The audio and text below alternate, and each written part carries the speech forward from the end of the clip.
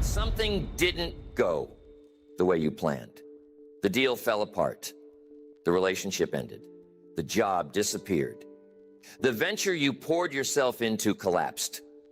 And now you're standing in the wreckage of it, trying to figure out what happens next.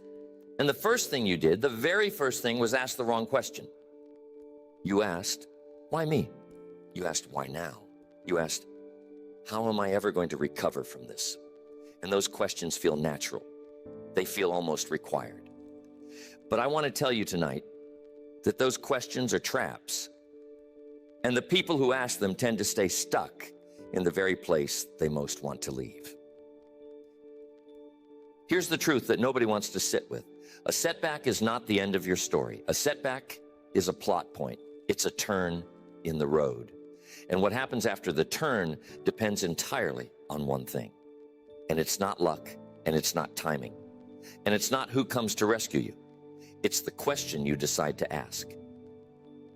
Because the person who asks, why did this happen to me, gets an answer designed to keep them small. But the person who asks, what is this here to teach me, gets an answer designed to make them large. Same setback, same wreckage, two completely different futures, decided by nothing more than the direction you point your mind. Now, I've watched a lot of people go through hard seasons. I've watched fortunes disappear. I've watched careers end. I've watched people lose the things they thought they couldn't live without. And here's what I noticed, and it took me years to understand it. The setback itself never determined what happened next. Two people would go through the exact same kind of loss, same size, same shape, and one of them would be finished, broken. They'd spend the next 10 years telling everyone who'd listen about the terrible thing that happened to them, and the other one would take that same loss and build something out of it that they never could have built otherwise. And I'd think, how is that possible? Same event, same weight, completely opposite outcome. And what I finally figured out is that a setback is neutral. It doesn't come with a meaning attached to it. It doesn't arrive stamped with instructions that say, this ruins you, or this makes you. The meaning gets assigned later, and it gets assigned by you. And most people assign the wrong meaning without ever realizing they had a choice. They think the meaning is obvious. They think, this was a disaster, therefore my life is a disaster. But that's not obvious at all. That's just the first interpretation that came to mind. And they grabbed it because it was closest, the same way you grab the nearest thing when you fall. Let me tell you about a young man I once knew. He'd built up a small business over several years, put everything he had into it, and then he lost it. Not through anything dramatic, just a slow erosion, a series of decisions that didn't work out, a market that shifted underneath him. And by the end, he had nothing, less than nothing, because he had debts on top of the empty hands. Now, here's the interesting part. When I talked to him in those first weeks, he could only talk about the loss. Everything he said pointed backward. What he'd had, what he'd lost, whose fault it was, how unfair the timing had been. He was living inside the setback. He'd moved in. He'd unpacked his bags and hung pictures on the wall of the very thing that was destroying him. And I said to him, I understand you lost the business, but what did the business teach you before it left? And he looked at me like I'd asked him a foolish question. He said, it taught me that I'm not cut out for this. And I said, no, that's not a lesson. That's a verdict, and you gave it to yourself. Let's find the actual lessons. And when we sat down and started digging, it turned out that failed business had taught him more than any success ever could have. It taught him exactly which decisions had drained his money. It taught him which kind of customer was worth having and which kind cost more than they were worth. It taught him how to read a contract, how to spot a bad partner, how to see trouble coming before it arrived. He had paid an enormous tuition, and he was about to walk away without collecting the education. That's what most people do with a setback. They pay the full price and then refuse to pick up what they bought. They go through the pain, they endure the loss, and then they run from the situation as fast as they can, never stopping to gather the one thing that would make the whole ordeal worthwhile, which is the wisdom. And I understand why. It hurts to look at it. It's uncomfortable to examine the thing that wounded you. Every instinct says to look away, to move on, to put it behind you. But if you put it behind you without extracting the lesson, you haven't put it behind you at all. You've just made sure you'll meet it again in a different costume further down the road. Here's a principle I want you to carry with you. The setback is the tuition. The lesson is the education. And most people pay the tuition and skip the class. Think about how absurd that would be in any other context. Imagine paying for 4 years of school and then never attending a single lecture. Imagine handing over everything you had for an education and then walking away the moment the first hard subject came up. Nobody would do that on purpose. And yet that's exactly what people do with the most expensive lessons life ever offers them. The loss already happened. The price has already been charged to your account. You can't undo it. You can't get a refund. So the only question that matters now is whether you're going to collect what you paid for or let it go to waste. And I promise you, there is something in that loss worth collecting. There always is. But you have to be willing to walk back into the room you most want to avoid and sit with it long enough to find it. That young man I mentioned, he eventually did walk back into the room. He sat down and he wrote out every single mistake he'd made, every decision that had cost him.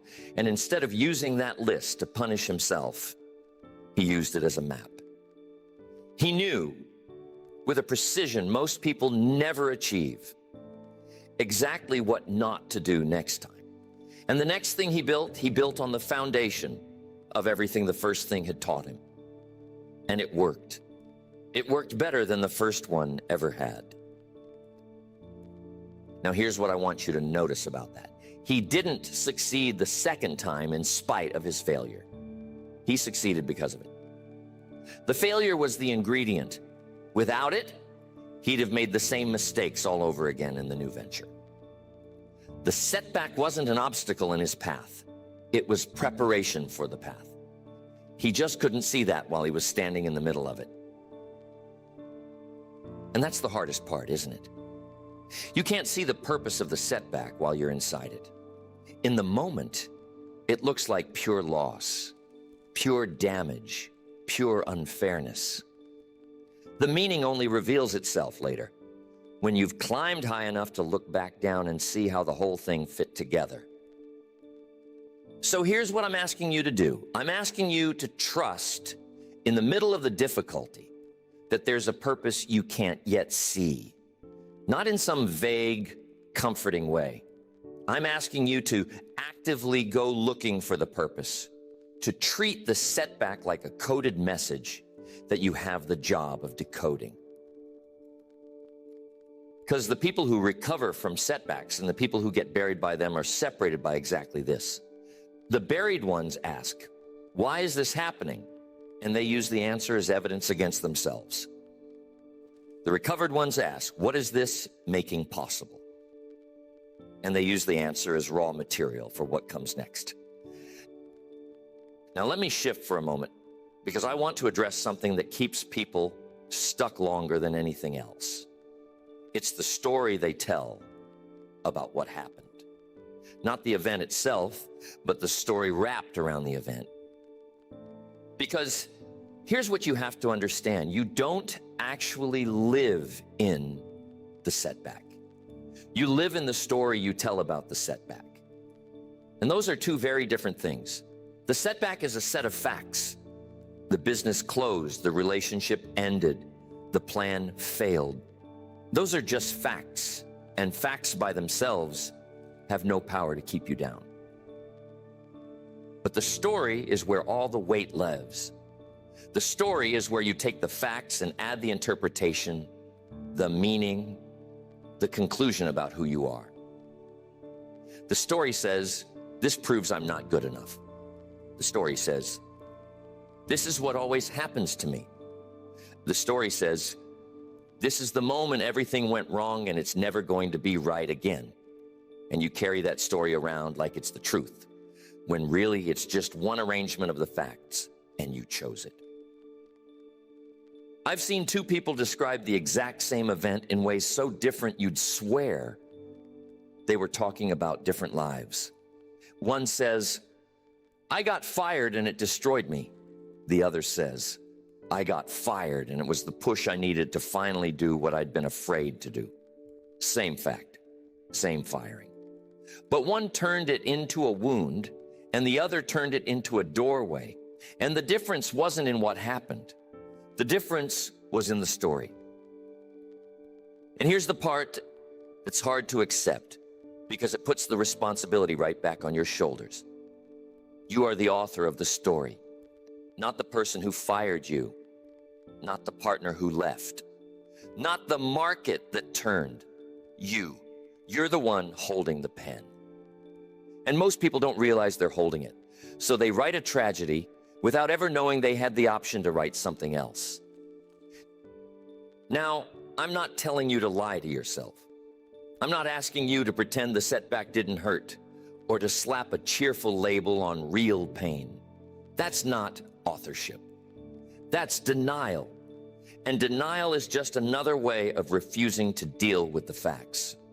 What I'm telling you is that within the truth, within the honest facts of what actually happened, there is always more than one story available. And you get to choose which one you build your life on. The tragedy is available. It's always available.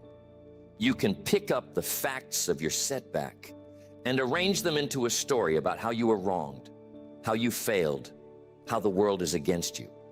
That story is true enough. You can defend it. You can find plenty of evidence for it. But the comeback is also available, and it's built from the same facts. It says, here is what happened, and here is what I learned, and here is what I'm going to do because of it. That story is also true. It's also defensible. It also has plenty of evidence. The facts don't care which story you tell, but your future cares enormously. So the first real work of turning a setback into your best year is the work of rewriting the story. And I mean rewriting it deliberately, on purpose, with full knowledge of what you're doing. You take the facts, all of them, the hard ones included, and you ask, what is the most useful, true story I can tell about this? Not the most pleasant, the most useful. Because a useful story pulls you forward, and a tragic story pins you down. I knew a young woman who'd gone through a painful ending in her personal life, the kind that leaves you questioning everything. And for a long while, the story she told was simple. I wasted years on the wrong person, and now I'm behind, and I'll never get that time back. And every time she told it, you could see it drain a little more life out of her. The story was a slow poison taken in daily doses. And one day I asked her to tell me the same set of facts, but with a different ending. Not a false ending, a different true one. And it took her a while, but eventually she said, those years taught me exactly what I need and exactly what I won't tolerate. I know myself now in a way I never did before. I'm not behind, I'm prepared. Same years, same ending. But now the story was fuel instead of poison, and you could see it the moment she said it. She sat up straighter. Something came back into her eyes. Nothing about the past had changed. Not one fact was different. But the meaning had changed. And the meaning is what she'd actually been living inside all along. She'd been imprisoned by an interpretation. And the moment she chose a different interpretation, the cell door opened. It had never been locked. She'd just never tried the handle. Now, I want to be practical about this, because I don't want you to leave here thinking that Turning a setback around is just a matter of thinking pretty thoughts. It isn't. The story is where it starts, but the story alone won't rebuild anything. After you've rewritten the story, you have to act inside the new story. And that's where the real construction happens. Here's how I want you to think about the season right after a setback. It's the most fertile ground you will ever stand on. I know that sounds strange. I know it sounds backward, but hear me out. When everything is going well, you don't change. Why would you? Comfort doesn't demand growth. When the money's coming in and the plans are working and life is smooth, you stay exactly as you are because there's no pressure to become anything else. Success, for all its pleasures, is a terrible teacher. It rarely teaches you anything because it rarely forces you to. But a setback breaks the pattern. It shatters the routine you'd been sleepwalking through. It rips away the comfortable assumptions and leaves you standing there, awake, forced to think, forced to decide, forced to become someone you weren't before. The very thing that feels like destruction is actually the plow breaking up hard ground so that something new can be planted. You can't plant in packed earth. You need it broken first, and the setback is the breaking. So the question isn't whether the ground has been disturbed. It has. The question is what you're going to plant in it now that it's open, because it won't stay open forever. Fertile ground that goes unplanted grows weeds. It fills with whatever seeds happen to blow in on the wind. And in a human life, the weeds that blow in are bitterness, resentment, self-pity, and fear. If you don't deliberately plant something better, those weeds will take the whole field. That's why the season right after a setback is so decisive. You have a window, and in that window, you're more capable of change than you'll be at any other time in your life. Your old identity has been loosened. Your old habits have been interrupted. Your old assumptions are lying on the ground. You are, for a brief and precious period, genuinely open to becoming someone new. And most people waste that window mourning what they lost instead of building what they could gain. Let me give you a picture of what it looks like to use the window instead of wasting it. There was a man I once knew who lost nearly everything in a single bad year. His work, his savings, a good portion of his health. By every external measure, that was the worst year of his life. And for the first few months, he treated it that way. He grieved, he withdrew, he let the weeds start to grow. But then something shifted. He decided that since his old life was gone anyway, he might as well use the emptiness to build the life he'd actually wanted all along, but had been too comfortable to pursue. The setback had cleared the field, and instead of standing in the empty field crying about the crop he'd lost, he started planting the crop he'd always dreamed of. And 2 years later, he told me that terrible year had been the best thing that ever happened to him, because it forced him to become the person he'd been putting off becoming his whole life. Now understand, he didn't say that in the middle of the terrible year. In the middle of it, it was just terrible. He said it 2 years later, looking back, when he could finally see what the loss had made room for. And this is the thing about setbacks, that you have to take on faith while you're inside them. The meaning arrives late. You have to keep moving forward before you can see why the setback happened. And if you wait until you understand it before you take action, you'll wait forever. So you act first, you plant first, you rebuild first, and the understanding comes later as a reward for having moved. That's the sequence, and most people get it backward. They wait to understand before they move, and so they never move, and so they never understand.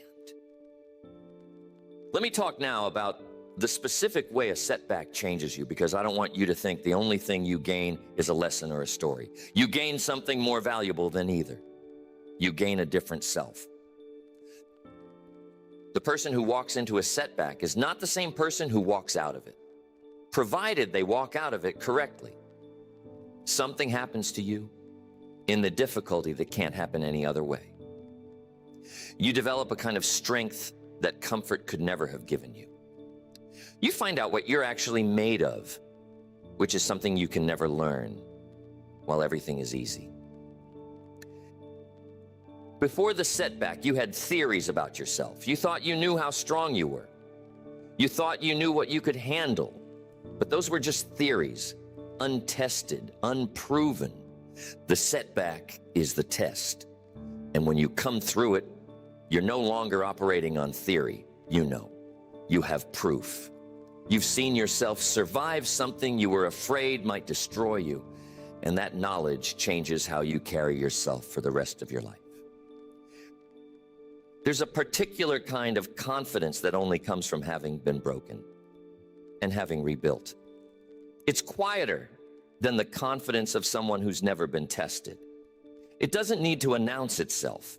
It's the confidence of someone who has looked at the worst and thought, I survived that. Whatever comes next, I can handle it too. And you cannot buy that confidence.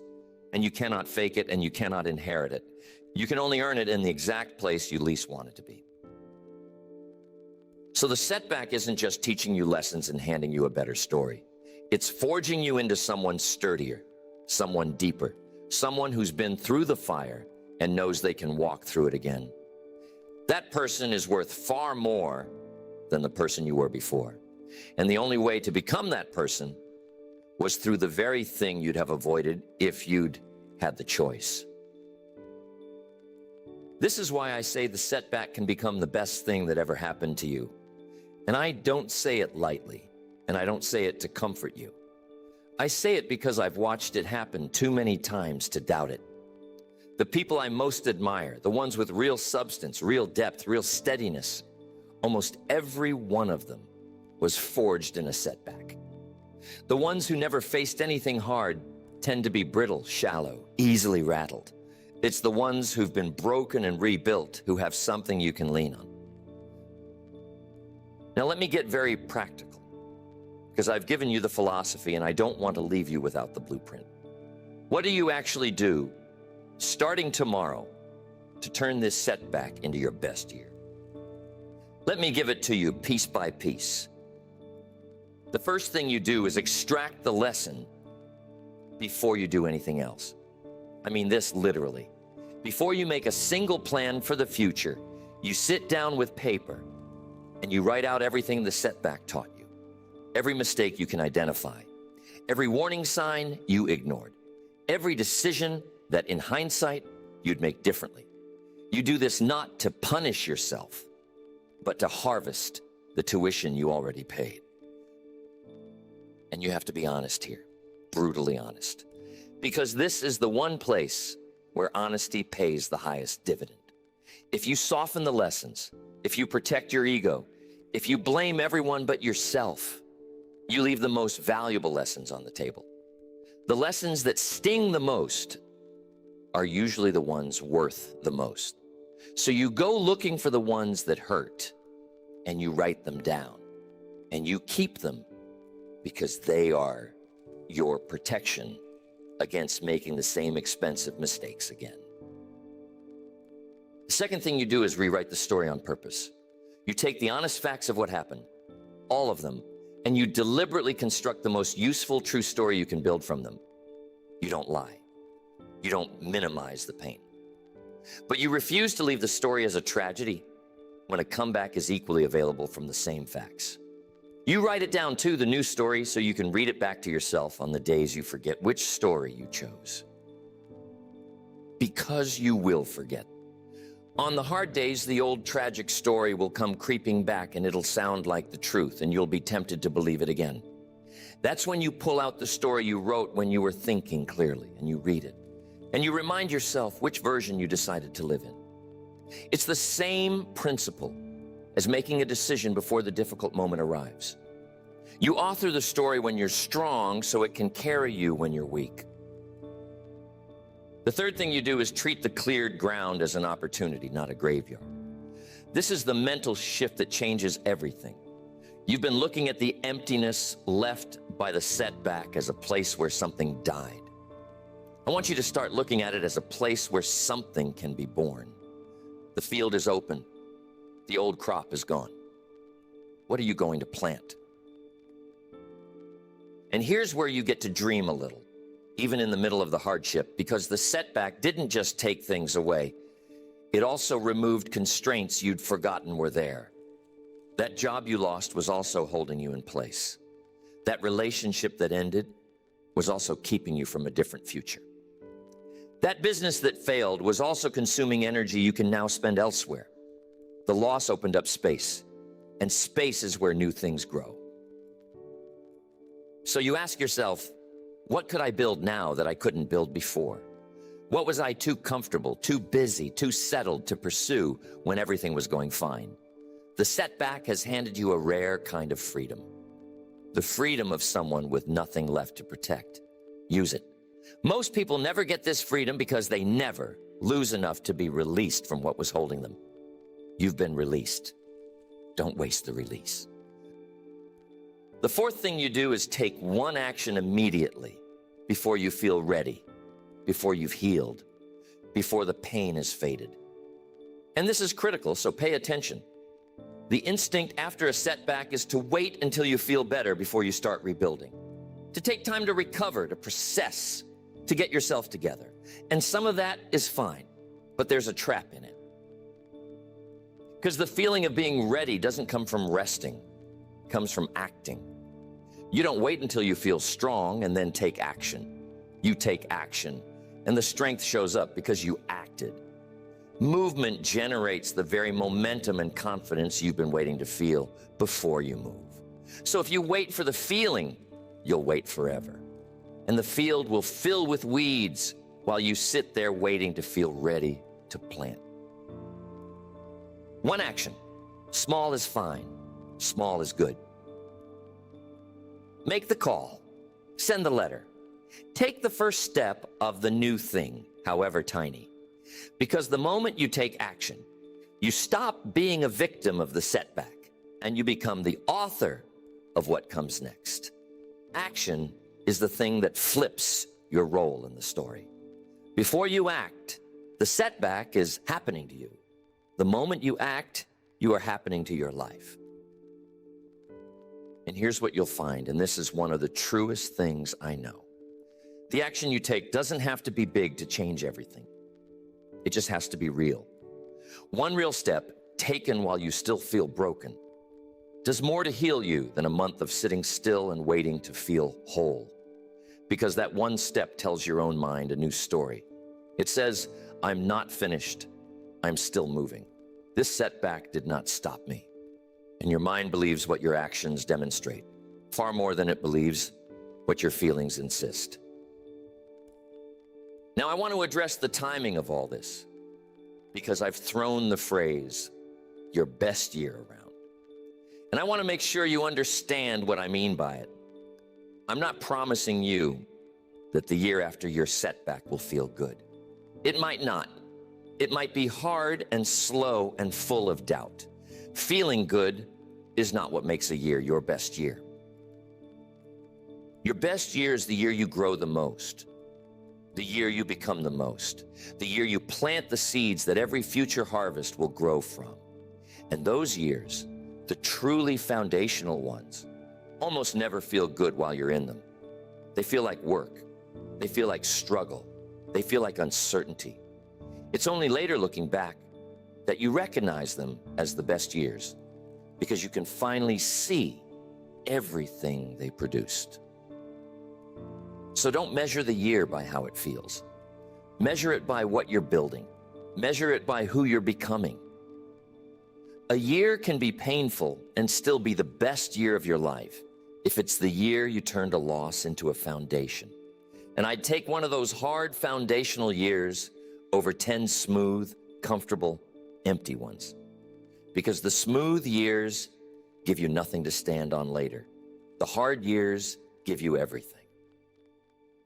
There's a phrase I want you to hold on to, and it's this: the setback is not what happened to you.